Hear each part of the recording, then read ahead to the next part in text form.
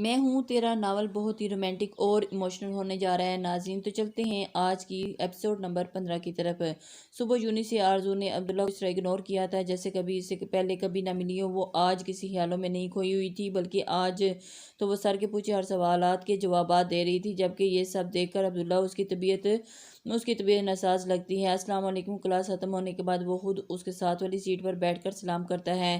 وعلیکم السلام جی۔ گردن موڑ کر وہ اس طرح دیکھتی ہے جیسے یقین کرنا چاہتی ہو کہ وہ اسی سے مخاطب ہے۔ طبیعت کیسی ہے تمہاری؟ عبداللہ کے پوچھنے پر آرزو مسکرا دیتی ہے۔ میں تو ٹھیک ہوں، پر مجھے آپ ٹھیک نہیں لگ رہے۔ مجھے کیا ہوا؟ میں تو ٹھیک ہوں۔ اس کی بات سن کر عبداللہ حیرت سے خود کو دیکھتا ہے کہ وہ تو بالکل ٹھیک ہے۔ کل تو لوگ بول رہے تھے کہ پاکستان سے آنے والی لڑکی آرزو فروخی کو کوئی سائیکو ہے، اور میری توبہ، میں تو دوبارہ اس کے آس پاس بھی نہ جاؤں، تو آج آپ کیسے میرے پاس آ گئے؟ آرزو اس کی کل کی کئی بات اسے یاد دلاتی ہے۔ ہاں وہ تو میں مذاق کر رہا تھا، دوستوں کے سمجھا کرو۔ سر کھجاتے ہوئے وہ جیسے بات بنانے کی کوشش کر رہا تھا، پر آپ کا مذاق میرا مذاق کوئی رشتہ نہیں تھا، تو اگلی بار مجھ سے مذاق کرنے کی کوئی ضرورت نہیں، سنجیدگی سے کہتی آرزو اپنا موبائل نکال کر استعمال کرتی ہے، جبکہ اچانک اس کے بدلتے رویے پر عبداللہ حیران ہو جاتا ہے۔ سوری، معذرت کرتے وہ اٹھ کر چلا جاتا ہے۔ اس کے جاتے ہی آرزو کے سر اوپر کر کے اس کی پشت دیکھ کر مسکرا دیتی ہے۔ جیسے ہی وہ واپس جاتا ہے، تو آپ شادی کر رہی ہیں؟ یہ سوال کرنا اس کے لیے مشکل تھا، پر پوچھ ہی لیا۔ ہاں مما پاپا نے طے کیا ہے کہ سب۔ وہ سر جھکائے نم آواز میں جواب دیتی ہے۔ صحیح، چلو مبارک ہے، میں اللہ سے دعا کروں گا کہ آپ ہمیشہ خوش رہو۔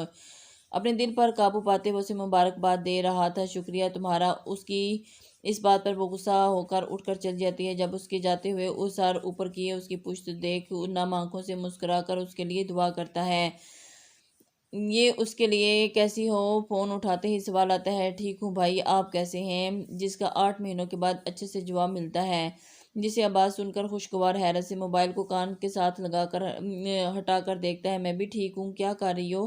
میں بھی یونی سے نکلنے لگی ہوں، پھر آفس جاؤں گی۔ آج پہلا دن ہے میرا وہاں۔ آرزو آج اتنے مہینوں بعد پہلی بار اسے خوشی خوشی اپنی ساری باتیں بتاتی۔ بیسٹ آف لک، اچھے سے کام کرنا۔ ہم بھائی، ایک بات پوچھوں آپ سے؟ آرزو کسی سوچ میں گم پوچھتی ہے۔ ہاں بچے پوچھو، جس پر عباس بھی پیار سے اجازت دیتا ہے۔ یہ جو ارشد سر ہیں، ان کو آپ کب سے جانتے ہیں اور کیسے؟ کچھ مہینوں پہلے وہ پاکستان آئے تھے تو ان سے ملاقات ہوئی تھی، اور بزنس کے لحاظ سے تھوڑی بہت جان پہچان ہو گئی تھی۔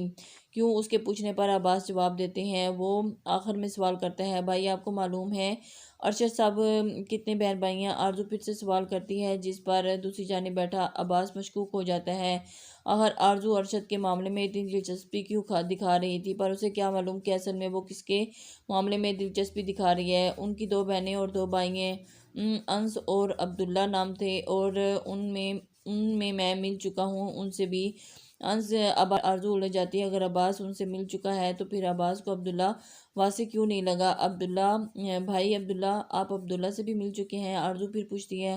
ہاں بابا، میں مل چکا ہوں، اس سے بہت اچھا لڑکا ہے۔ ویسے تم اتنی انویسٹیگیشن کیوں کر رہی ہو؟ کوئی مسئلہ ہے کیا؟ عباس کی باتوں نے اسے الجھا کر رکھ دیا۔ اگر وہ واضح ہے تو عباس اسے کیوں نہیں پہچان پایا؟ پایا یہ سب کچھ کیا ہو رہا ہے؟ اسے کچھ سمجھ میں نہیں آتا۔ یہ واضح دورانی نہ کوئی گیم کھیل رہا ہے ہمارے ساتھ؟ آرزو اپنی گاہیں سامنے گاڑے دل میں خود سے کہتی ہے، بس ایک دفعہ ثبوت میرے ہاتھ لگنے دو، پھر میں ان کی ایسی گیم بناؤں گی نا کہ سب مزے سے کھائیں گے۔ دل میں ہی نہ جانے وہ کیا سوچ رہی تھی۔ اگر جو عبداللہ کو اس کے یہ نیک خیالات معلوم ہو جاتے تو بیچارے کا نہ جانے کیا حال ہوتا۔ چل بیٹا، آرزو آفس چل کر سر تاج کی کچھ خاطرداری کرتے ہیں۔ اپنی جگہ سے اٹھ کر وہ چلتے چلتے دل میں پلانس سوچتی خوش ہو رہی تھی۔ ویلکم مس آرزو، امید کرتا ہوں آپ کا پہلا دن اچھا گزرے گا۔ آرزو آفس آئی تو ارشد اس کے انتظار میں ہی بیٹھا تھا۔ اسے آتے دیکھ کر وہ، تھینک یو سر، انشاءاللہ صرف آج ہی کا دن نہیں بلکہ سارے دن ہی میرز یہاں اچھے گزریں گے۔ مسکرا کر وہ کہتی بیٹھے عبداللہ کو منہ بنانے پر مجبور کر دیتی ہے۔ تمہیں زیادہ دن ادھر ٹکنے دوں گا تب نہ تمہارے دن اچھے گزریں گے نا مس سائیکو؟ شیطانی مسکراہٹ چہرے پر سجا کر عبداللہ اسے دیکھ کر دل میں سوچتا ہے، عبداللہ مس آرزو کو جا کر سارے سٹاف سے انٹروڈیوس کروا دو۔ ہاں، انہیں ان کا سارا کام بھی سمجھانا تمہاری ذمہ داری۔ ارشد کی بات پر جہاں آرزو کی آنکھیں چمک جاتی ہیں، وہیں عبداللہ کا منہ بن جاتا ہے۔ بھائی مجھے کام ہے، آپ کسی اور کو بول دیں۔ منہ بنا کر عبداللہ صاف منع کرتا ہے۔ عبداللہ، میں نے کہا جاؤ آرزو کو سارا کام سمجھاؤ، تمہارا کام انس آ کر پورا کر لے گا۔ اس بار ارشد تھوڑا سختی سے کہتا ہے، جس پر مجبوراً عبداللہ کو اٹھنا پڑتا ہے۔ چلیں مس آرزو، آپ کو کام سمجھا دوں۔ غصے سے چبا چبا کر الفاظ ادا کرتے وہ باہر نکل جاتا ہے۔ اس کے پیچھے ہی آرزو باہر نکلتی ہے، جبکہ پیچھے ارشد نفی میں سر ہلا دیتا ہے۔ عبداللہ کا کچھ سمجھ نہیں ہو سکتا، سارا کام سمجھ آ گیا۔ سارا کچھ سمجھانے کے بعد عبداللہ اسے دیکھتا ہے جو چیئر پر بیٹھی اپنا چہرہ دونوں ہاتھوں کے پیالے میں رکھے غور سے اس کی باتیں سن رہی تھی۔ ایک بات بتاؤں؟ اس کے سوال کو سرے سے اگنور کر کے آرزو کہتی ہے، بتاؤ۔ وہ نہ مجھے کچھ سمجھ نہیں آیا۔ اس کی اجازت دینے پر آرزو معصومیت سے آنکھیں پٹا کر کہتی ہے، جبکہ یہ صرف عبداللہ کو تنگ کرنے کے لیے تھا، ورنہ سمجھ تجھے سب آ گیا تھا۔ اوکے، میں پھر سمجھا دیتا ہوں۔ عبداللہ جانتا تھا کہ وہ اسے تنگ کر رہی ہے، پھر بھی اسے نہ جانے کیوں پھر سمجھانے لگتا ہے۔ آپ کو پتہ ہے، آپ نہ بالکل میرے شوہر کے جیسے دکھتے ہیں۔ عبداللہ جو اس کے سامنے والی چیئر پر بیٹھا پوری طرح اسے کام سمجھانے میں مگن تھا، اس کی بات سن کر ایک پل کو خاموش ہو جاتا ہے۔ ریئلی؟ تو مطلب تم شادی شدہ ہو؟ چہرے پر حیرانی کے تاثر سجائے وہ سوال کرتے ہیں۔ وہ بات زبردستی کا ایک نکاح تھا، اور اب تو وہ میرے شوہر کچھ اتا پتہ بھی نہیں کہ وہ کہاں ہے۔ آرزو لہجے میں بیزاری لائے کہتی ہے، کیا مطلب اتا پتہ نہیں ہے؟ عبداللہ حیرانی سے پوچھتا ہے، پتہ ہے مطلب 8 ماہ پہلے وہ مجھے چھوڑ کر نہ جانے کہاں چلے گئے، اور میں نے اسے بہت ڈھونڈا، وہ مجھے ملا ہی نہیں کہیں۔ وہ ظاہر تو اس بار بیزاری سے کرنا چاہتی تھی، پر پھر بھی اس کی آنکھیں نم ہوں گی۔ تو تم کیوں ڈھونڈتی ہو انہیں؟ اگر وہ تمہیں چھوڑ کر گئے تو تم بھی انہیں بھول جاؤ۔ عبداللہ کے کہنے پر آرزو خمی سے مسکرا کر اسے دیکھتی ہے۔ بھول جاؤں گی بہت جلد۔ آرزو اس کے چہرے پر فوکس کیے کہتی ہے۔ عبداللہ کے چہرے پر کوئی تاثر نہیں تھا، جس سے آرزو کو پتہ چلتا ہے کہ اس کی بات میں عبداللہ کو کوئی فرق پڑا ہے یا نہیں۔ اچھی بات ہے، چلو تمہیں جتنا کام سمجھ آیا ہے وہ کرو، میں باقی بعد میں سمجھا دوں گا۔ اگر کوئی بھی پرابلم ہو تو مجھ سے پوچھ لینا۔ فائلز اس کے سامنے کر کے مسکرا کر کہتا ہے اور اپنی چیئر سے اٹھ کر چلا جاتا ہے۔ پیچھے آرزو غصے سے اس کی پشت دیکھتی ہے۔ ویسے تو اتنا میں جانتی ہوں کہ یہ آپ ہی ہیں، اب آپ یہ سب کیوں کر رہے ہیں؟ یہ سب تو میں جلدی پتہ لگا لوں گی۔ پھر بھی آپ کچھ سے بڑبڑاتی، وہ بھی اپنے کام پر دھیان دینے لگتی ہے۔ اوف، آج تو بہت تھک گئی۔ رات کو واپس آ کر آرزو اس قدر تھک گئی کہ اس نے عبایا اتارنے کی ہمت نہیں ہو رہی تھی، اور آتے ہی بیڈ پر ڈھہ گئی۔ خبردار آرزو، جو تم سوئی، اٹھ کر پہلے نماز پڑھو پھر سو جاؤ۔ آہستہ آہستہ اس کی آنکھیں نیند سے بوجھل ہو رہی تھی۔ جب آنکھیں بند ہوتے اس نے خیال میں اپنی محمل نے آ کر خبردار کرتی۔ آرزو کے چہرے پر مسکراہٹ آ جاتی ہے۔ نماز پڑھے کیسے سو سکتی ہو تم ہی ہو نا مجھے اٹھانے والی؟ بند آنکھوں سے مسکرا کر خیالوں میں آئی اپنی ہم شکل سے ایسے باتیں کرتی ہے جیسے وہاں اس کے علاوہ کوئی اور بھی ہو۔ گڈ، اب جلدی چلو، اٹھ کر نماز پڑھو ورنہ نیند آ جائے گی۔ خوابوں میں موجود اس کی ہم شکل بھی اسے جگاتی ہے، جس پر آرزو بوجھل آنکھیں اٹھا کر حجاب اپنا اتارتی ہے۔ اور اس دنیا میں کسی کا کوئی نہیں ہوتا، ہر رشتہ کبھی نہ کبھی دور ہو جاتا ہے، بس اگر کوئی بچتا ہے تو وہ اپنا آپ، جو کبھی خیالوں میں تو کبھی جاگتی آنکھوں سے کسی نہ کسی طرح آپ کو اپنے ہونے کا احساس دلاتا ہے۔ آپ کو پتہ ہے نا، آپ کو بتایا ہے نا کہ آپ اکیلے نہیں ہیں، بلکہ آپ کا ایک مخلص دوست آپ کے ساتھ ہمیشہ ہے، بس اسے پہچاننے کی ضرورت ہے۔ حجاب اتارنے کے بعد وہ عبایا اتارتی ہے۔ دل میں سوچتی ہے کہ اگر انسان دنیا میں موجود لوگوں میں اپنے لیے مخلص دوست ڈھونڈنے کے لیے بجائے خود اپنے دوست بن جائے تو انہیں کسی سے دھوکہ ہی نہیں ملے، کبھی کسی کے الفاظ تکلیف ہی نہ پہنچائیں۔ افسوس، ہم انسان کے خود کے دوست کبھی نہیں بن پاتے۔ کہتے اس دنیا میں ماں باپ سے زیادہ مخلص اور کوئی نہیں ہوتا، اور اس میں کوئی شک نہیں ہے۔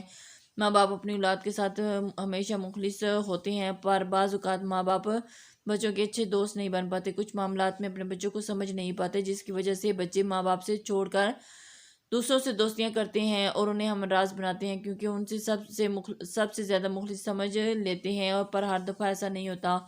کبھی کبھی کوئی مخلص دکھا کر آپ کو بہت بڑا دھوکہ دے جاتا ہے، اور اس دنیا میں بہت کم ہی اچھے دوست ملتے ہیں جو حقیقت میں آپ کے مخلص دوست ہوتے ہیں۔ اس لیے کبھی کسی دوسرے کو اپنا بہترین دوست سمجھنے سے بہتر چاہیے کہ اپنے آپ کو بہترین دوست بنے۔ پھر کسی مقام پر اکیلا بھی ہو تب بھی اس کا اندر موجود مخلص دوست اسے اکیلا نہیں پڑنے دے گا۔ اپنی سوچوں کو چٹک کر وضو کرنے واش روم میں چلی جاتی ہے اور وضو کر کے عشاء کی نماز ادا کرتی ہے۔ نماز پڑھتے ہوئے اس کی آنکھیں بند ہو رہی تھی، اسے معلوم ہی نہیں ہوتا کب آخری سجدے میں اس کی آنکھ لگ جاتی ہے اور وہ وہیں ڈھہ جاتی ہے۔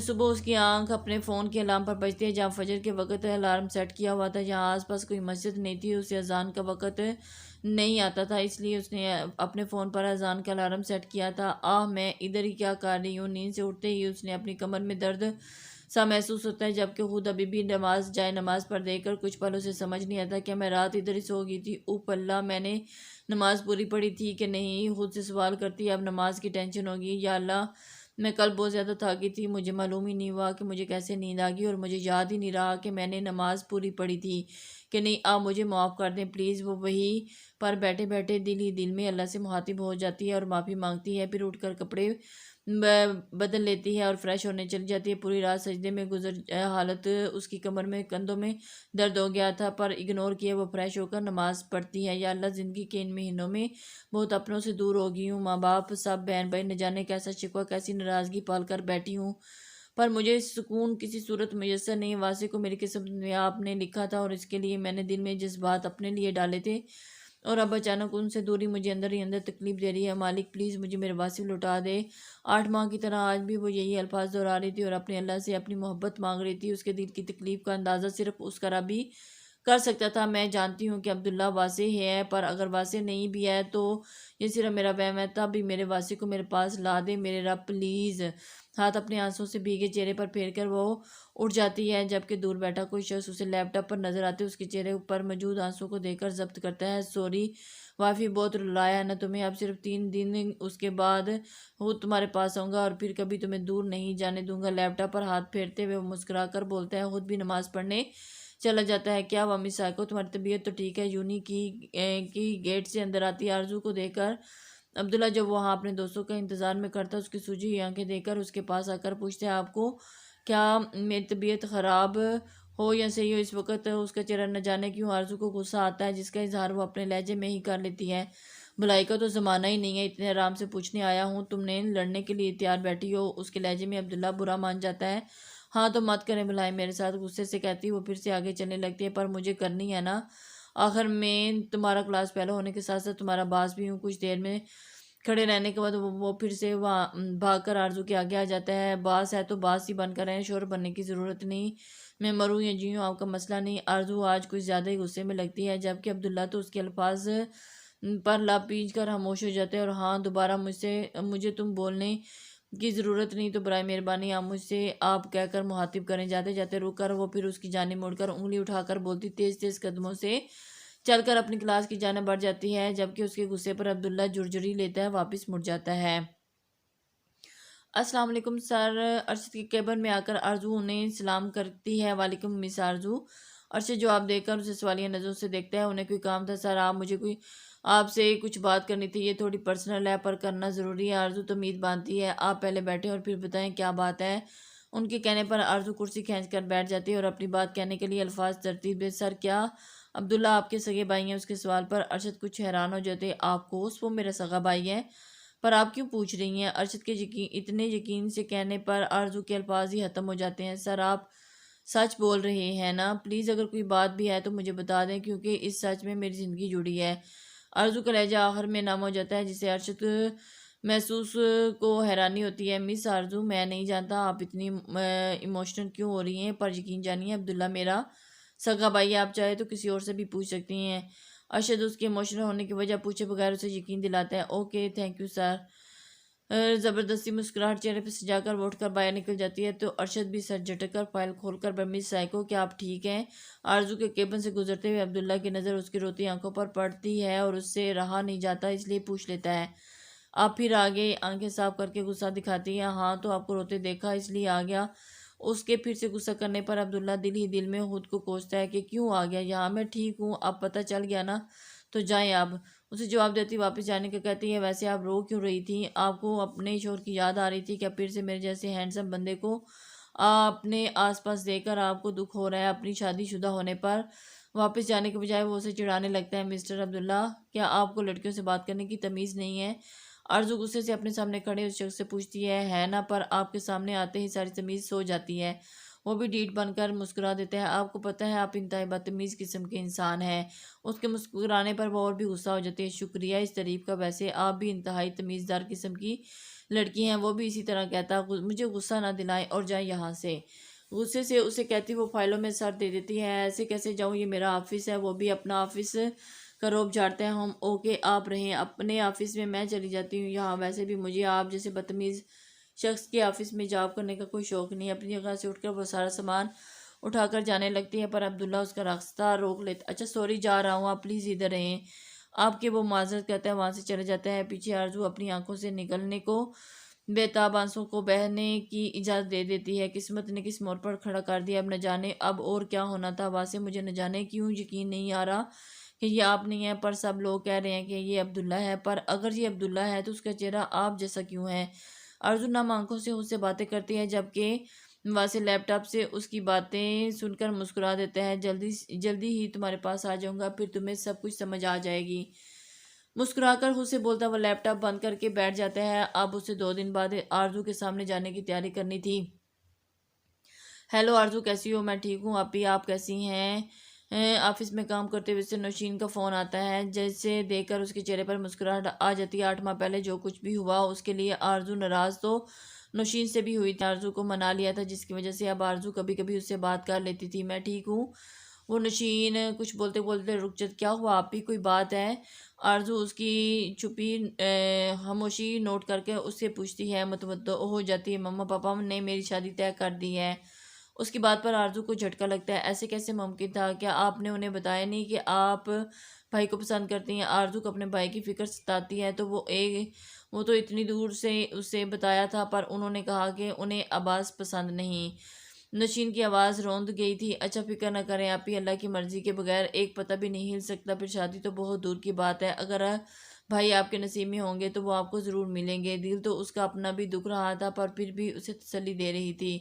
جانتی ہوں تقدیر اللہ کے ایک اشارے پر بدل جاتی ہے، پر بس میں تو اللہ پر یقین رکھ کر خاموش ہوں۔ وہ یقیناً مجھ سے بہتر لے کر مجھے بہترین نوازے گا۔ نوشین کے لہجے میں اللہ پر یقین صاف جھلک رہا تھا، اور وہ 8 ماہ بعد اس کے اندر بہت سی تبدیلیاں آ گئی ہیں جو اس کے لیے تو بہت اچھی، پر اس کے گھر والوں کے لیے ناقابل قبول۔ بس اس کے لیے اس کے گھر والے چاہتے تھے کہ نوشین کی شادی اس کی مرضی سے ہو، اور اس کی شادی کے بعد اپنے شوہر کے رنگ میں رنگ کر پھر سے پرانی نوشین بن جائے۔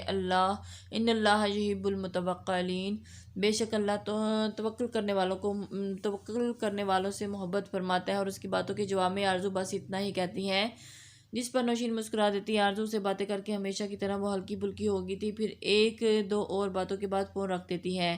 یا اللہ، بے شک تو دل کی خاموشی کو بھی سمجھ لیتا ہے، میرے بھائی کو اس کی محبت عطا کر دے، میرے مالک اس کو زندگی بھر کے روگ سے بچا لے۔ فون رکھتے ہی دل میں اپنے بھائی کے لیے دعا کر کے وہ اپنا کام ادھورا چھوڑ کام مکمل کرتی ہے۔